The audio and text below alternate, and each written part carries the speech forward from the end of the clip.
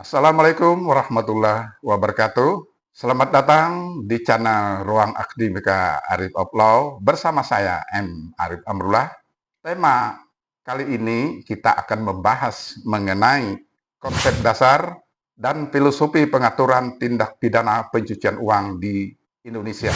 Materi ini sekaligus juga sebagai materi dalam mata kuliah MKPD, yaitu mata kuliah penunjang disertasi untuk mahasiswa program studi doktor. Para sahabat akademika, kalau berbicara tema tadi, maka kita harus tahu konsep dasarnya apa. Jadi pengaturan tindak pidana pencucian uang atau TPPU didasarkan pada beberapa konsep dasar dan filosofi yang kuat.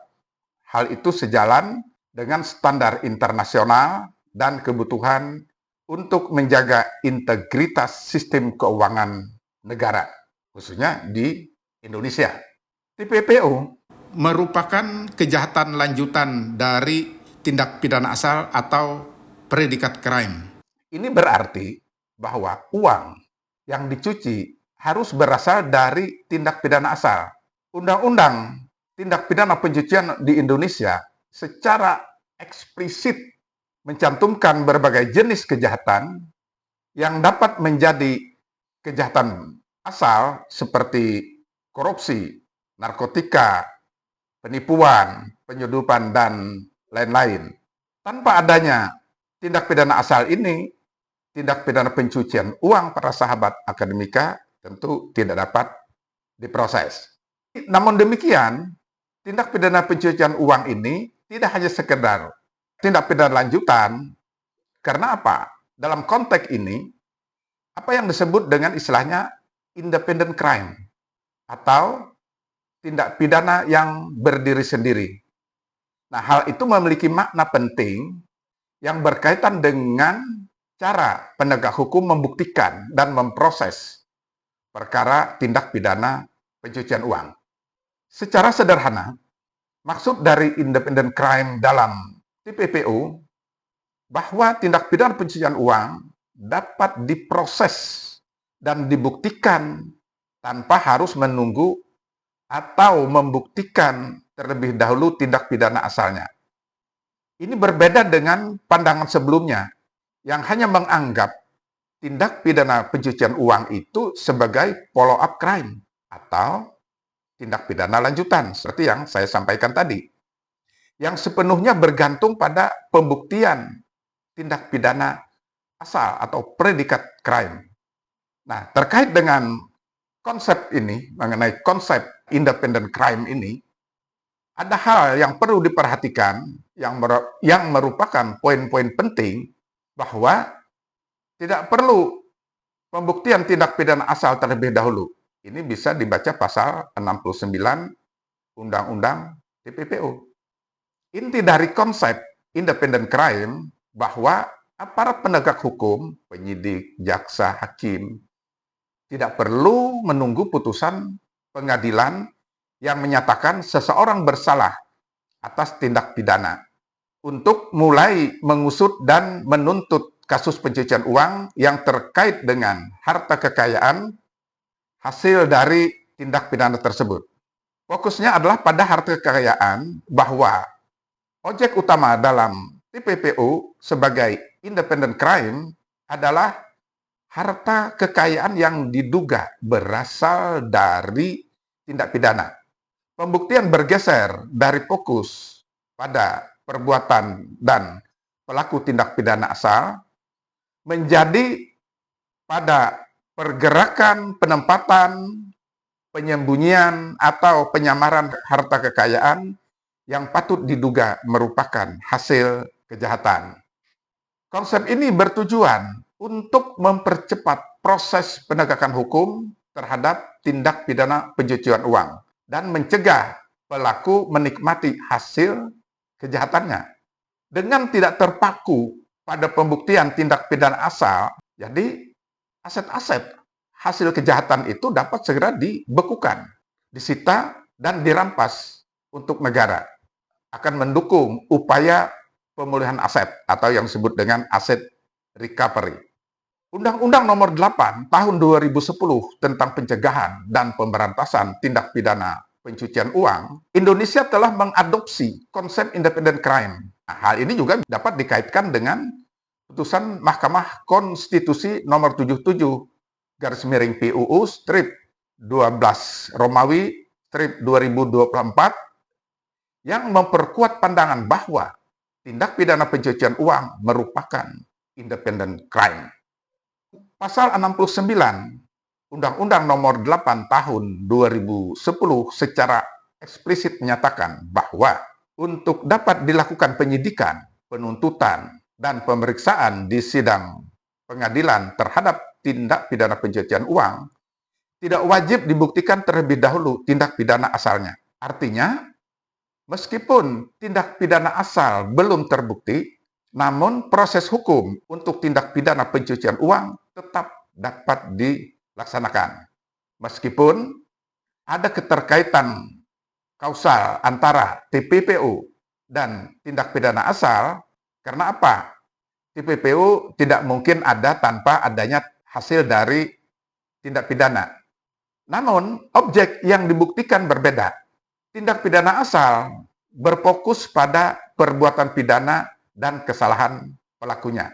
Sedangkan pasal 69 Undang-Undang TPPU berfokus pada harta kekayaan yang diperoleh dari tindak pidana dan upaya menyembunyikannya.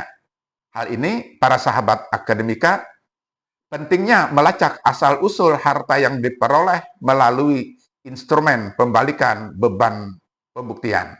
Dengan demikian, konsep independent crime dalam TPPU memungkinkan penegak hukum untuk lebih efektif memerangi kejahatan keuangan dengan memotong mata rantai pergerakan dan penyembunyian aset ilegal tanpa harus terhambat oleh kompleksitas pembuktian tindak pidana asalnya. Pencucian uang selalu meninggalkan jejak transaksi, baik melalui perbankan, pasar modal, real estate, atau sektor keuangan lainnya.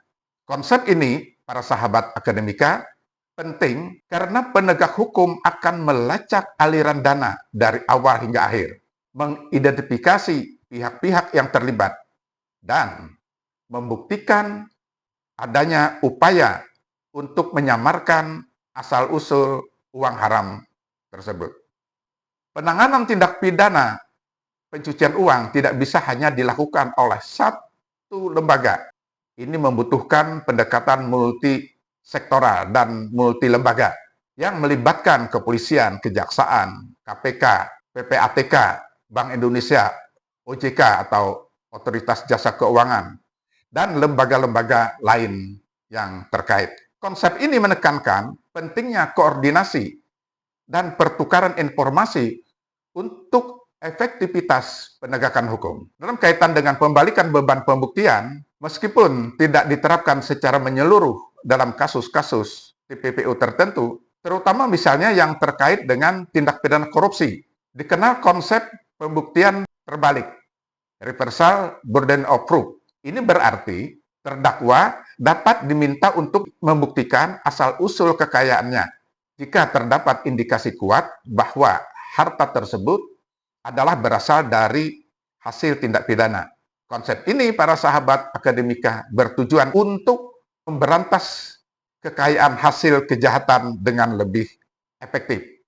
Filosofi utama pengaturan TPPU adalah untuk memutus mata rantai kejahatan dengan menyasar hasil kejahatan. Di sini penegak hukum tidak hanya menghukum pelaku tindak pidana asal, tetapi juga melumpuhkan kemampuan mereka untuk menikmati dan menggunakan hasil kejahatan tersebut.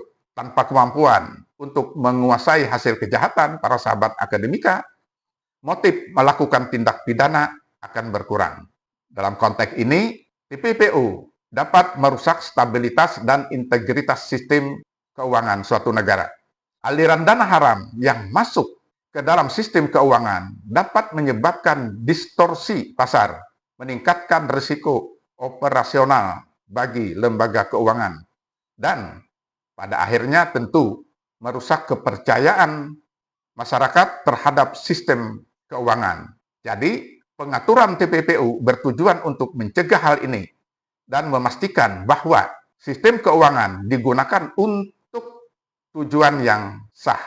Pencucian uang seringkali menjadi sarana untuk mendanai terorisme, perkembangan senjata, pemusnahan massal, dan kejahatan serius lainnya.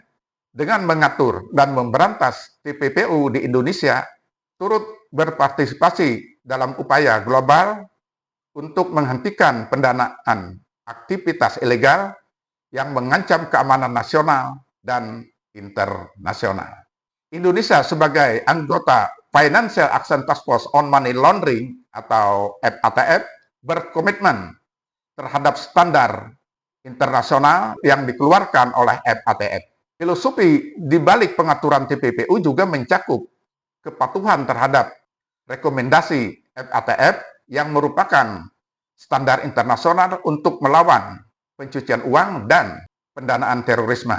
Ini penting untuk menjaga reputasi negara dan menghindari sanksi internasional. Perlu diketahui, Indonesia saat ini telah menjadi anggota penuh ke-40 FATF pada akhir sidang pleno FATF di Paris, Prancis, tanggal 27 Oktober 2023. FATF sebelumnya memiliki 39 anggota. Pengaturan TPPU juga memiliki filosofi keadilan dan pemulihan aset. Tujuan akhir adalah mengembalikan aset hasil kejahatan kepada negara atau korban yang berhak. Ini tidak hanya memberikan efek jera, tetapi juga memastikan bahwa pelaku kejahatan tidak dapat menikmati keuangan dari perbuatan ilegal mereka, serta memberikan kompensasi kepada pihak yang dirugikan.